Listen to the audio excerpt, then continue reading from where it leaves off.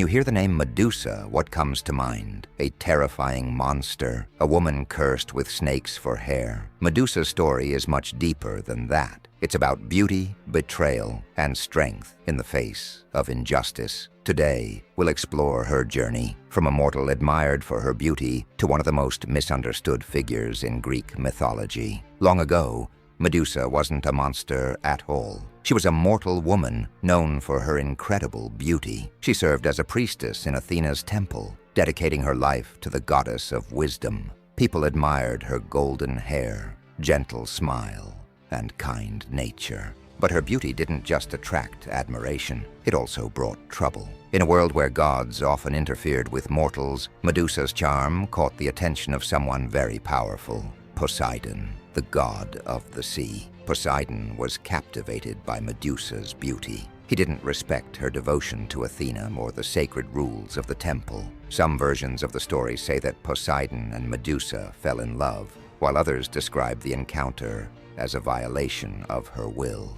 Either way, their meeting in Athena's temple broke the goddess's sacred laws.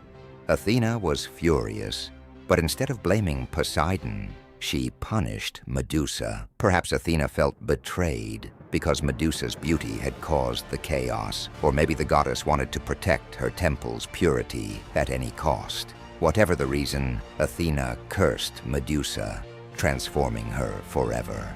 The curse was severe. Medusa's golden hair turned into a nest of living snakes, and her once kind gaze became deadly. If anyone looked directly into her eyes, they would turn to stone. Medusa, who had once been admired by all, was now feared and isolated. Banished to a distant island, Medusa lived alone, her curse making her untouchable. Yet in her isolation, she found strength. The very thing that made others fear her also protected her. Medusa's curse became her shield. Medusa's story takes a dramatic turn when Perseus, a Greek hero, is sent to slay her. His mission isn't out of hatred for Medusa. He's following orders from King Polydectes, who wanted her head as a gift. Perseus couldn't look directly at Medusa without turning to stone, so he used a mirrored shield from Athena to see her reflection instead.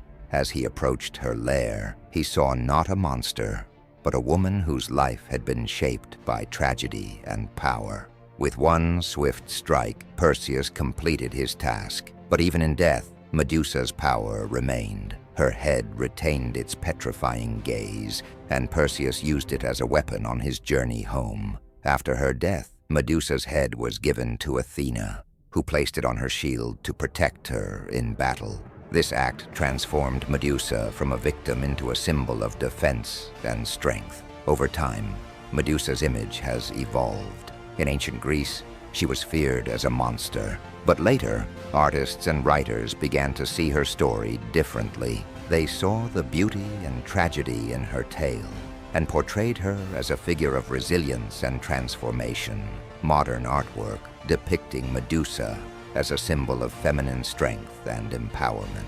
Today, Medusa is more than a mythological figure. She's a reminder of the power of endurance, a representation of how beauty and strength can emerge even from tragedy. Medusa's story is one of transformation, injustice, and strength. She was wronged by the gods, but she found power in her curse. Her journey asks us to question what truly makes someone a monster. Is it their appearance, their actions, or the way the world treats them? Let Medusa's story remind us that even in the darkest moments, there is strength and beauty to be found.